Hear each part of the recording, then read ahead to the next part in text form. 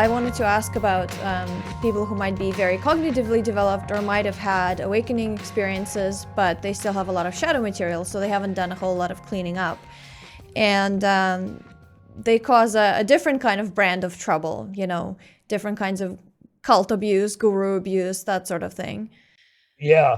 And it's a real problem because, again, just even talking about growing up and waking up and cleaning up, there is no major school of waking up that includes growing up and cleaning up. That's the problem. And certainly none of the traditional approaches do. As we were saying, growing up and cleaning up are really only discovered about 100 years ago. And most of the spiritual traditions were already quite formed by that time. All the meditation traditions were in existence. All the stages of meditation were already laid out. And yet those didn't have, none of those systems have any understanding of growing up or cleaning up. And that's a real problem. Again, as we saw, you'll interpret any meditative waking up you have in terms of the stage of growing up you're at. And so if you don't know that, that's a problem. And if you haven't actually done some sort of cleaning up work, you have some degree of shadow material. And that can really be a problem, particularly in spiritual groups. And the things that we call cultic groups, almost always charismatic leaders that have huge shadow elements. And so they're power driven, or they're sexually abusing female students, or they're socking money away in a Swiss bank account.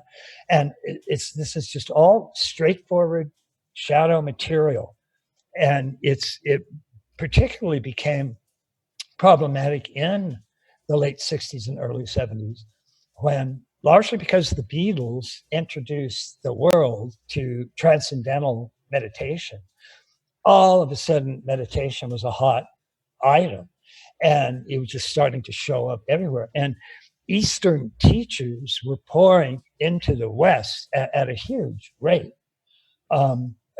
including very, very good ones, and many that were really problematic.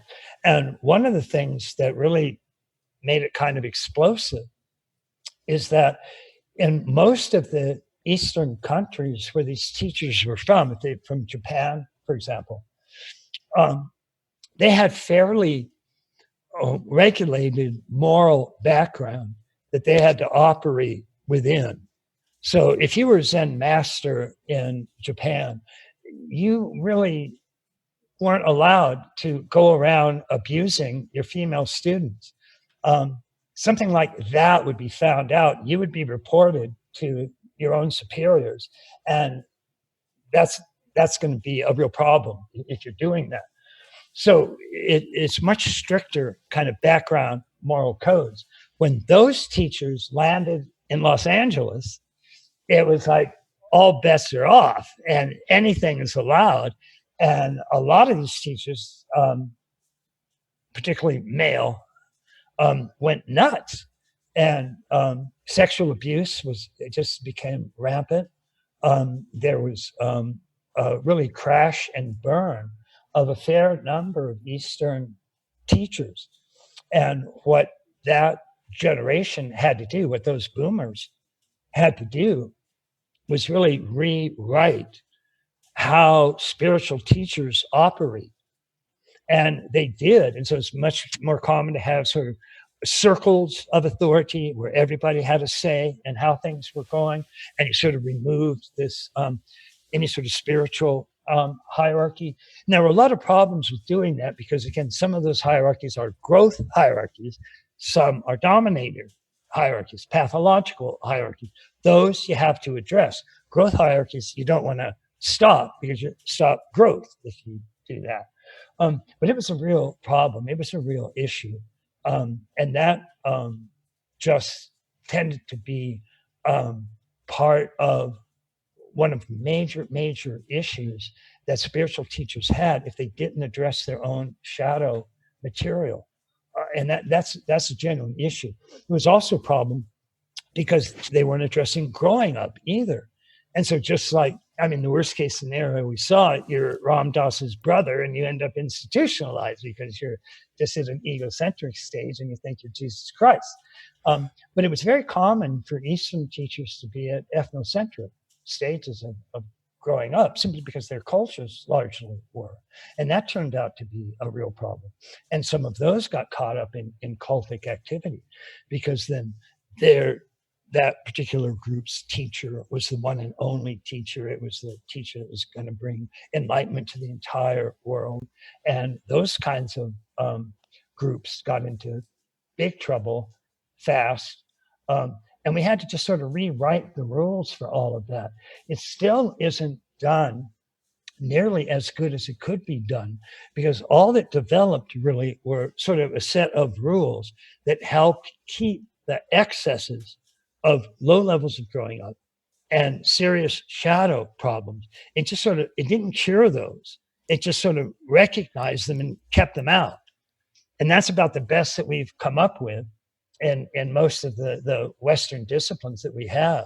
There would just be a lot better when not only are people learning waking up process, but they're also learning how to spot certain growing up in general, and also just learning some simple, straightforward aspects for shadow material and how to deal with that, because those are areas that continually still get enormously messed up, and it's a real problem. Yeah, it seems that in a lot of the kind of spiritual traditions, they don't even address shadow material as a problem because sometimes there's the belief that enlightenment equals perfection, that a person just can do no wrong when they reach a certain level of realization, which in practice, I would say is untrue. Right. Well, that was part of the problem, particularly with Eastern tradition, because most of the Eastern traditions, some of the Western ones, but almost all of the Eastern traditions really did go back to a period where, in terms of waking up, we talked about those two major steps of waking up. One is just pure awareness without any objects arising. And then one is pure oneness, where you're one with everything that's arising. Most of the great spiritual traditions in the East started with just getting into that state of pure awareness. And you can actually do that in certain types of yogic states of consciousness where you'll get into that state of nothing arising, so much so that it's very much in a sense like being in deep dreamless sleep. You're simply in this pure unmanifest realm and nothing is arising. There are no objects arising anywhere in your awareness. You're just in this deep, formless, unmanifest state. We actually saw examples of this with the Vietnam War, when monks who wanted to protest the war would get into the lotus position, then get into this unmanifest state. And that unmanifest state, by the way, really was the state of pure nirvana. That's what nirvana was. It was a state split from samsara, which was the manifest realm of finite individual objects and things. That was all bad. You were to get rid of that. And you got rid of that samsara by getting into nirvana. And technically it was called nirod, or just cessation. And so these Vietnamese monks would get into that state of cessation. And in that state, it's really like deep dreamless sleep. You can't feel any pain. There's no ego. There's no desire. There's no objects arising at all. And to demonstrate this, they had their bodies doused in gasoline and set on fire. And they all burned to the ground in ashes, and not one of them even flinched. I mean, nirvana is a very, very real state, and you can get into that. But then when Nagarjuna brought over that notion of non-duality, then that meant that there was a deeper state of awareness that you can get into. And that's where you still have that freedom of nirvana, but the entire world of samsara is also arising, and you're one with all of it. That's the non-dual state. And so famously, the Heart Sutra described that by saying that which is emptiness is not other than form. That which is form is not other than emptiness. So emptiness was this pure, unmanifest formless state. And form was all of these objects and things arising.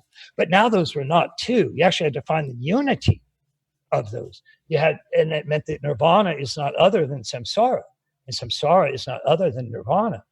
Now, when that happens, then all of a sudden, this whole world of form, keep in mind that the earliest traditions, including the earliest forms of yoga and a lot of the earliest forms of spiritual traditions in the West, had you getting out of the manifest form of samsara entirely.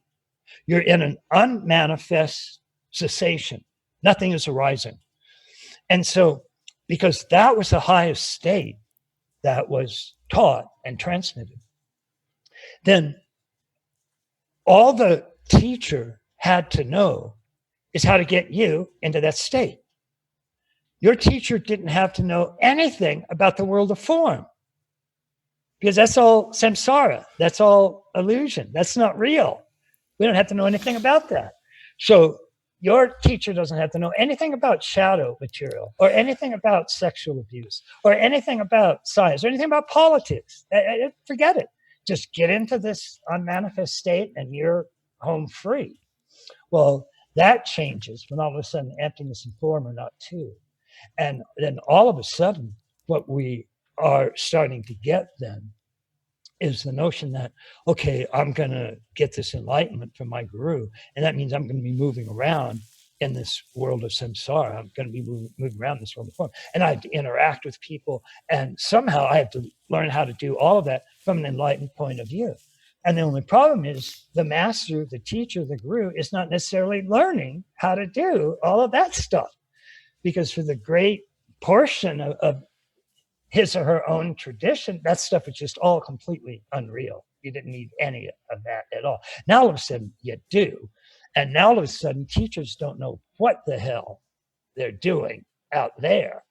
And so they're certainly not understanding stages of growing up, and they're certainly not understanding shadow material, and they're not understanding cleaning up. So this is becoming a real problem. And the more that would start to happen, then the common interpretation was, well, it's going to look like the guru is making mistakes. But actually, that's just your ego. Every mistake you see in the guru is your ego, because the guru is perfect and the guru can do no wrong. And so if you see something that looks wrong, like the guru hitting on a 15-year-old girl, that's just your ego. You're doing something wrong. You have to rework your awareness so that that's not an issue. And that became a part of the practice that a fair number of students were subjected to. And so if your teacher was alcoholic, that they're still perfect. That's nothing wrong with that. It's your ego is doing something wrong to think that's a problem. You're dealing with an enlightened person here. They don't make mistakes. So, yeah, I know he's sleeping with 14 students, but that's not a problem. If you think it's a problem, that's your ego. Fix it. So we had, I mean, some of the really enlightened people in the Western Hemisphere, including, to name some names, Adi Da, Trungpa, were drunken womanizers and had some of the most bright, awakened students you could find. I mean, it was really weird, to put it mildly. But that was that's and it's still common for people that don't understand that. Wait a minute, your guru, if he or she is really going to help you with these other areas, then they have to learn about growing up. They have to learn about cleaning up. They have to learn about showing up. They have to learn about opening up, because it doesn't come with waking up. Waking up won't tell you any of that. And so they're not going to know that. And by the way, neither are you as their student. So that's an issue. Yeah, it makes sense why you would want to integrate all these different growth hierarchies, because if one of them gets left at a really low developmental stage, it just causes pathology the higher the other ones develop. Because if they're all kind of roughly at the same level, it kind of seems to maybe mesh together a bit better. But if they become really developed in one area, and especially if they're getting publicly recognized as being really developed in that area, they can get away with all kinds of misbehavior. Yeah. And there are a fair number of individuals in pretty much every major religion nowadays that explicitly do take an approach that we just call integral spirituality. And that's gone from people like Father Thomas Keating, who was an amazing, closest thing I've seen to a genuine Christian saint. He just recently died, but he had introduced centering prayer into Christians, which is a really profound form of Christian meditation. He also used all the stages of growing up exactly as I had presented them, and he used all of them, all the way down to Zen masters who are doing the same kind of thing. And so we're seeing this in a lot of places, and that's really very encouraging. Because I call some of these like stages of growing up, for example, by the really clunky phrase conveyor belt. Because if you're actually in a spiritual tradition, for example, that recognizes not only you have these states of waking up, and that's one of the things that we want to try to do here, but you do have shadow material, and you do have to work with that. And there are stages of growing up. You're going to be going through those in any event. So you might as well learn about them now and make those part of your conscious growth. And that's what's happening. So that would really make, instead of religion being what it is today, which is in too many cases, it's a practice that fixates people at lower stages of development, magic or mythic usually. And that's not a good thing to have happen. But instead, this would be a spiritual practice that would help them grow up as well as wake up and clean up. And that would really change the face of what religion does in today's world. It would make a huge difference. It would really be extraordinary.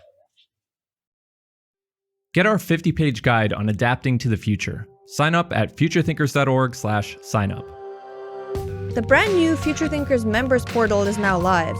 Develop your sovereignty and self-knowledge with our in-depth courses, get access to our weekly sense-making calls, join the Q&As with past podcast guests, and much more. Become a Future Thinkers member today at futurethinkers.org/members.